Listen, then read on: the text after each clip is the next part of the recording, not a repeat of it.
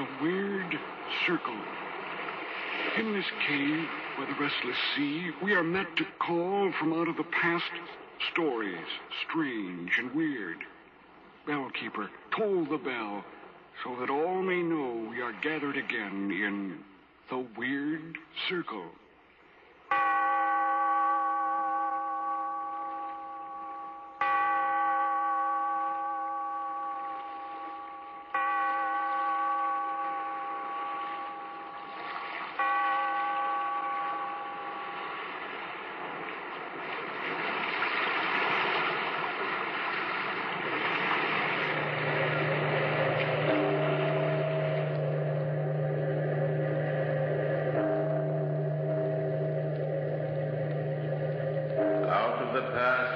Phantoms of a world gone by, speak again the immortal tale.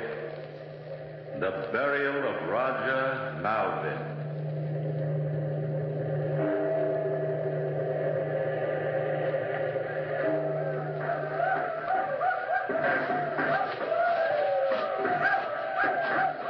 Here, this way. Lean on my shoulder. Now, hurry. I think we've escaped the Redskins. They were 2-1 against us. Very few of us will return to the settlements. Hark to their savage yells. Aye, but they are further distant now. Come on. Now watch out for those branches. There's a clearing in these oaks. Why, look at that great rock. Its smooth surface must be 15 feet high, like a granite palisade. More like a gigantic gravestone. Reuben, my boy, I can go no further now. Put me down. You are badly wounded yourself, so rest a while and gain strength, for there are miles of howling wilderness between us and the settlement. We ought to press on, sir, for we must win through. I, for one, mean to do so. If the smoke of my own chimney were on the other side of that hill yonder, it would do me no good.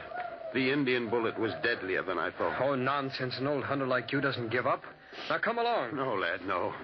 There's not 2 days' life in me. I shall not burden you much longer with my useless body.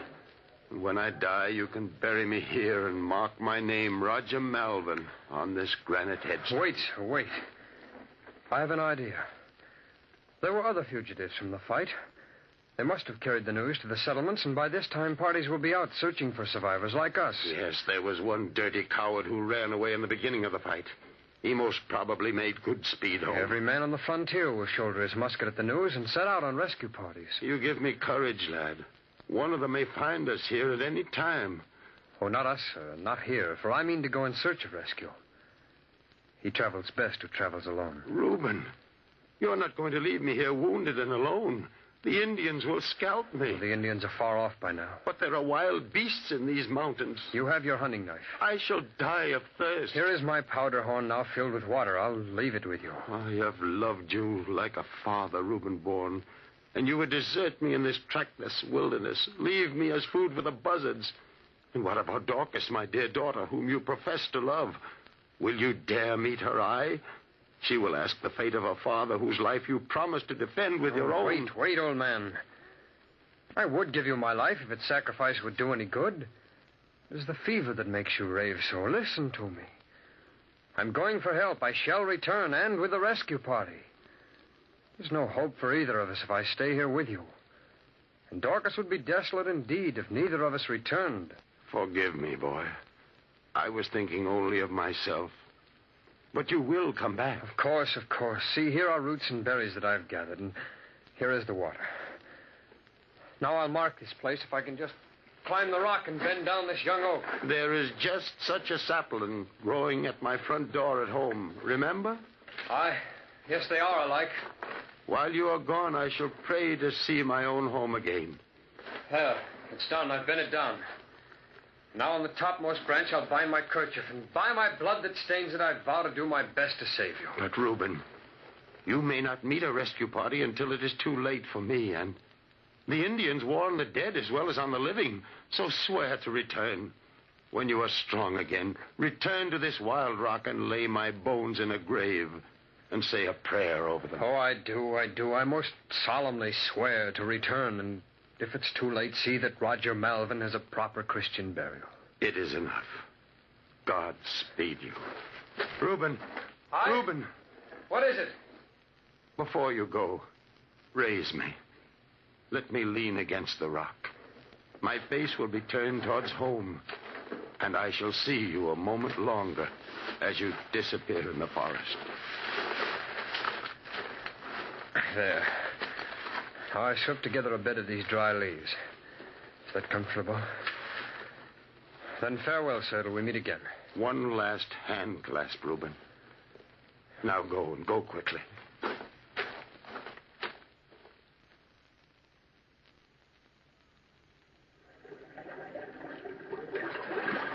We've followed this stream far enough. Double's Lake is to the northwest. Come on. This is a frightful neck of woods for any wounded to be lost in. I fear there'll be mighty few of our rangers surviving. They were ambushed. Our men broke the strength of the tribe, though. We'll hear no more of the Redskins for a while. So I trust. The woods are getting dark. Going to rain, I calculate.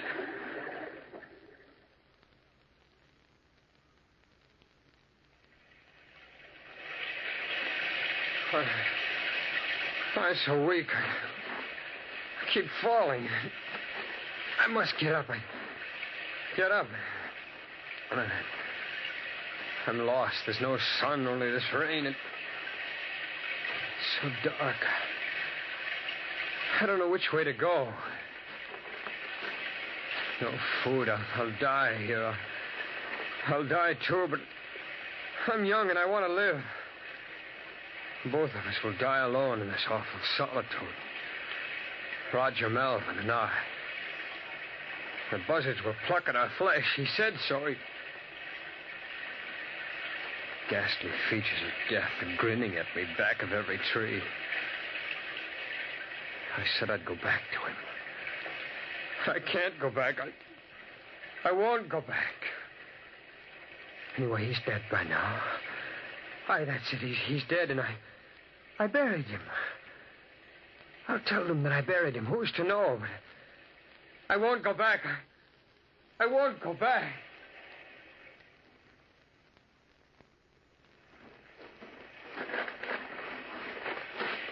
Doctor. Yes? Over there on the ground. It's a ranger. What? Why, it's young Reuben Bourne. He went out from the settlement with Roger Malvin, didn't he? He's lost a lot of blood. Reuben, it's Dr. Wentworth. Are there any other survivors? Where is Roger Malvin? Malvin, back there. Oh, come on. We must go and find him. No! It's no use. He's dead. It's no use. I tell you, he's dead. He's dead. Oh, poor lad. He's fainted. We must carry him. Yes. Now be careful. Help me pick him up. Help me. All right. We'll get him back to the settlement. Will he live, Doctor? Well, I hope so. Yes, I think he'll live.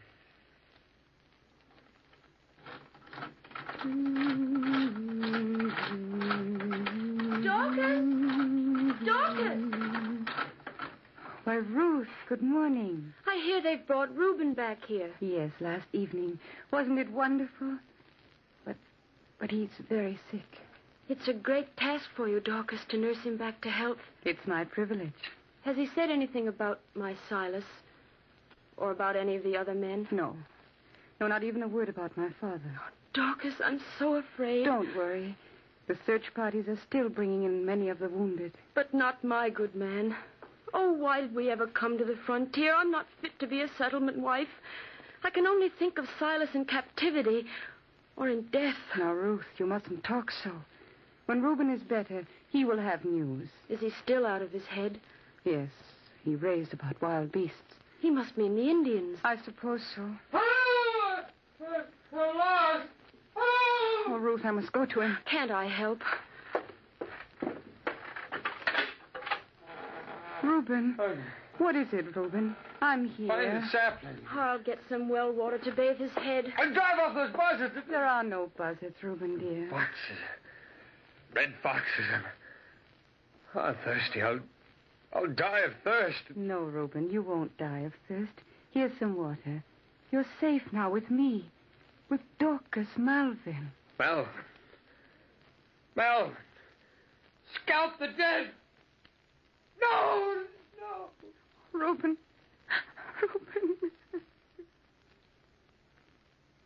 Dorcas, my child, These 2 weeks since we brought Reuben home have been very difficult for you. But I think I've won my battle, Dr. Wentworth. He's been sleeping quietly like this lately. No more of those horrible nightmares. None. Good. Well, his wounds are nearly healed now. Your Reuben will get well. Oh, Doctor, I'm so thankful. Look, Dorcas, he's awake. Dorcas. Reuben. Oh, at last you know me. I can see it in your eyes. Oh, Reuben. Where am I? You're at the farm, and Dr. Wentworth and I are taking care of you.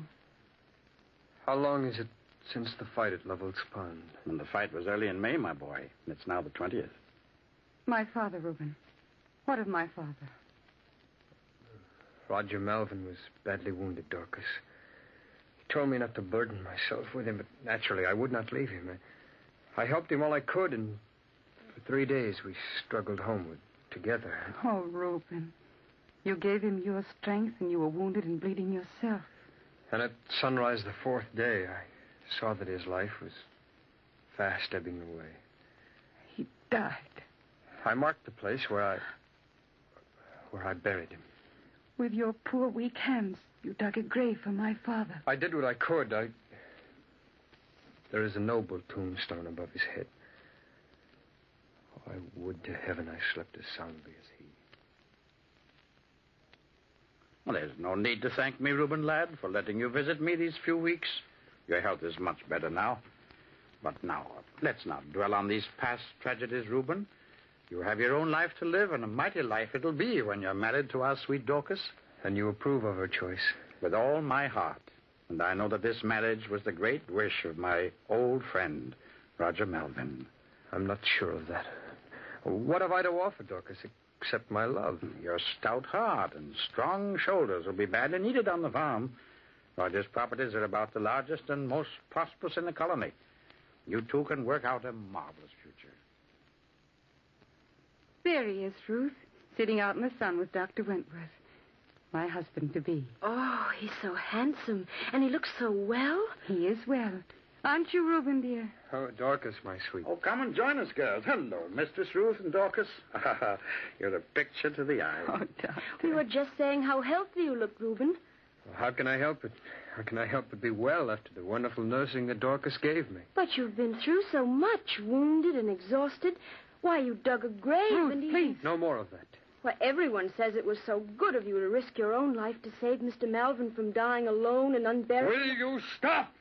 Oh, Oh, Reuben. Now, easy, young fellow. Oh, I know that these memories distress you, but take it easy. Come, Mistress Ruth.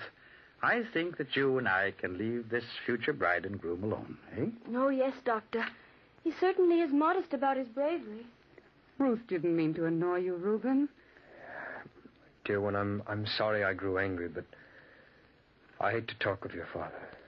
I don't quite understand why, Reuben, but I shall try to remember. Let me see you smile. That's it. Are you excited about the wedding? Oh, it's so wonderful. 2 days from now, I'll be your wife, Dorcas Bourne. Or better still, Mistress Reuben Bourne. Oh, Dorcas. Oh, there she is with Dr. Wentworth. Oh, yes, she looks lovely. And so happy. Oh, there's Reuben. He's taken her hand. Shh. Elder Perkins is starting the service. Reuben Bourne, do you take this woman, Dorcas Malvin, to be your wedded wife? I do. Do you solemnly swear to love and to cherish her, honor and keep her, in sickness and in health? Reuben Bourne. as you both Reuben Bourne. Do you solemnly swear? Solemnly swear. Who spoke? Reuben, what is it? What's happened? He's white as death. I'm waiting, my son. Do you swear? Reuben Bourne, you made me a sacred promise. Can you keep this vow? Reuben, please answer. I do. I do solemnly swear.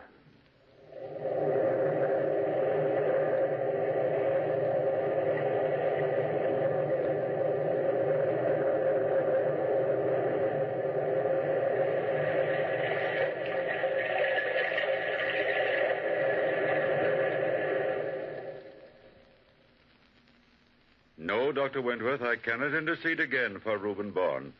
My conscience will not allow it. For in all these years, he has broken every law of the Governor's Council. Yes, I know that every man's hand is against him, Elder. What possesses him to behave as he does? Some evil spirit. Ever since the day I married him to Dorcas Malvin, he has been as a man possessed. Oh, no, Elder Perkins. Reuben is not possessed. He was badly wounded. That was 18 years ago, Ruth Whitman. I think Ruth is right, Elder. He's still a sick man. His soul is sick. He has squandered his heritage, neglected his land. I'll admit that his farm is hopelessly run down. It yields less and less every year. And now this dreadful fine, 200 pounds. It will ruin them. They'll lose the farm. He should have thought of that when he refused to give his trees for the masting of the king's ships. Reuben Bourne has brought this just punishment upon himself. There's nothing I can do. In pity's name, Elder, what of Dorcas and that fine boy of theirs? Cyrus Bourne is 17 now, with all his life before him. He should be given another chance. I'm sorry, Doctor. I cannot intercede another time for Reuben Bourne. You understand, I'm sure. I bid you both good day. Good day, Elder. Good day, Elder. Oh, Dr. Wentworth, I can't bear to have Dorcas know. It'll break her heart.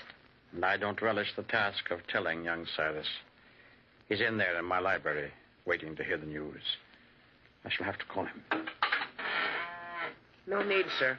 I couldn't help overhearing. Well, I guess old Stony Heart is within his rights. Father is a bit high-handed in his dealings. You were a good lad, Cyrus, to take it with a smile. You know, you remind me of your father when he was your age. My father? Smiling? Yes, he was always happy and cheerful until he came back from that expedition against the Indians. I think Cyrus is more like Roger Malvin. That's what Mother says, Mistress Whitman. She loves to talk about Grandfather. Ever since I was a baby, she's told me the story of his death and how brave Father was to stay with him and bury him and all that. We call it our secret because we never dare speak of it to Father. He never mentions your grandfather, does he, Cyrus? Oh, no, sir. And if anyone else does, he flies into a rage and shuts himself in his room. Battling with some demon of his imagination. I never understood it. It's very frightening sometimes, sir. I remember so well one day when I was 6 or 7 years old. What happened, Cyrus? I was playing on the rocks near the porch of our house. Mother was churning. I remember having fallen, cutting my arm pretty badly. Cyrus, darling, come here to Mother. Oh, why, that is a pretty big cut. Here, let me tie it up with Mother's kerchief.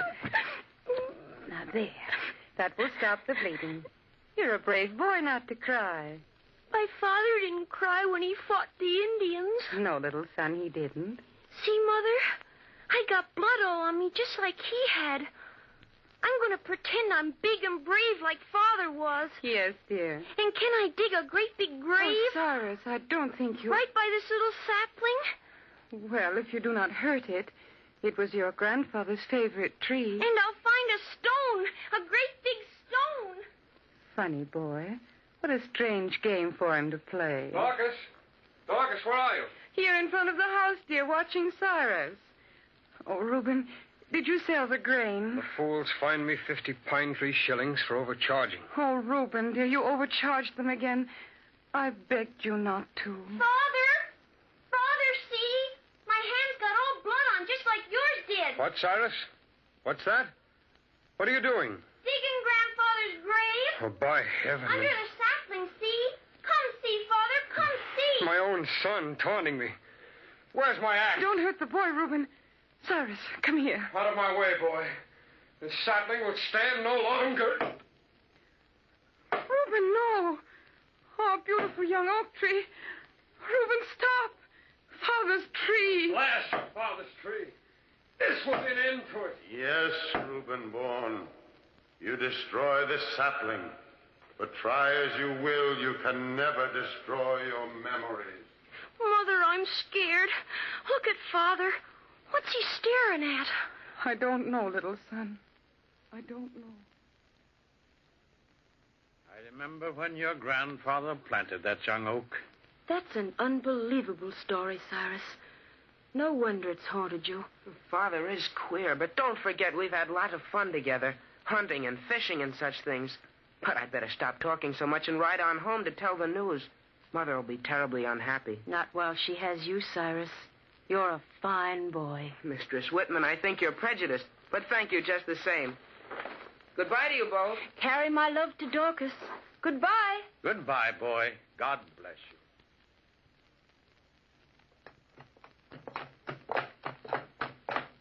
Whoa, Brownie. Whoa. Here we are, boy.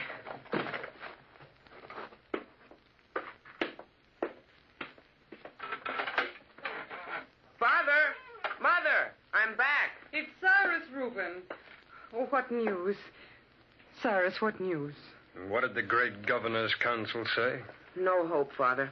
We have to pay the £100 or give up the farm. Well, I'll not pay it. I can have this place. I'm sick of it. I'm sick of them all. Bigoted, narrow-minded. What do we do, Reuben? We'll go into the wilderness and make a new home. Mother, dear, we'll build you a fine new house, won't we, Father? Yes, son. A house of my own. We'll only take what the horse can carry. As for the rest, the council can have it and welcome. Good riddance to the Malvin farm, say I.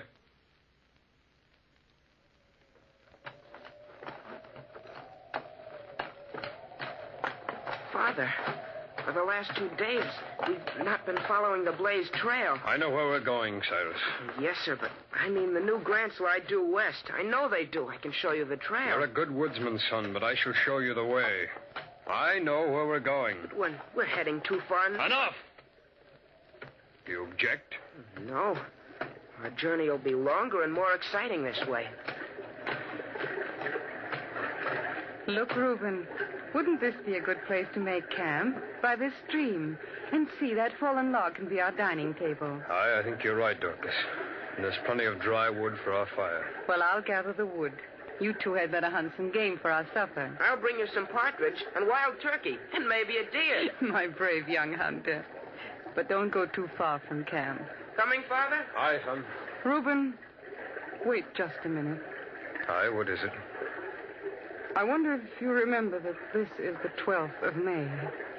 And what if it is? You don't remember. 18 years ago on this day, and somewhere in this very forest, you buried my father. Well, this is too much. I don't mean to vex you, Reuben.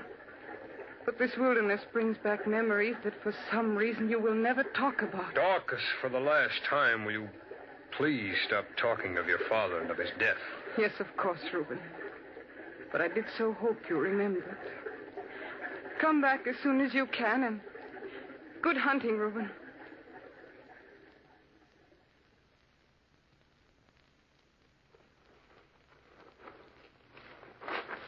Now, where did I leave you? I'm sure I'd know that great rock. I must find it. Where am I? Ah, there's the sunset on my left. I'm heading north, all right. I'm sure the rock is nearby. Is that a grove of oaks ahead? Yes, it is, and there were oak trees where I left him. This must be the way. I will find the place, and when I do, I shall take up his bones and finally give them burial. And at last, I may have peace in my heart. Wait, the sunlight shining on a mass of granite rising above the trees. It's the rock. Yes, it is. I found the rock. Yes, Reuben Bourne, you found the rock. All these long years, my bones have lain on the cold, hard ground. They're only covering the rotting leaves. And now you've dared to come back. Yes, Roger Malvin, I've dared to come back to right the wrong I did you and find rest for my tortured soul. You are too late, Reuben Bourne. There can be no happiness. It's never too late to make amends. You are too late, Reuben Bourne. There can be no happiness. But I've come back, Roger. I promised to come back. Too late. Too late. Reuben Bourne is too late. Silence! Silence, old man. The whole forest will hear. You are too late. Too late. Silence, I say. Silence, I'll stand no more. Ow! Why, that was a human cry. Oh, what have I done? Oh, what have I done? Oh, great heaven. Reuben! Reuben! I heard a cry. Where are you, Reuben? Reuben! Reuben, what's happened? Speak to me, Reuben. Speak to me. What are you staring at? Look. Sorry.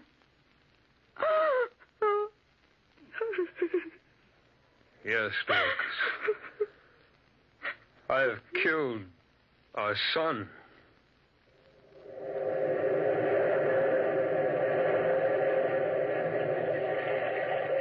From the time-worn pages of the past, we have brought you the immortal tale, The Burial of Roger Malvin.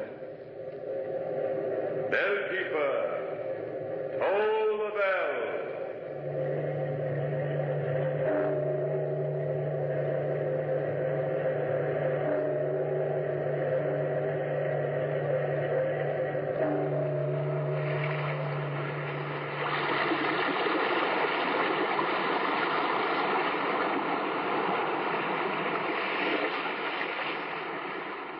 From the time-worn pages of the past, we have heard another immortal tale in The Weird Circle.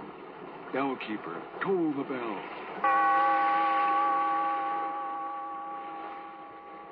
Be here in this lonely cave by the restless sea once again next time for another immortal tale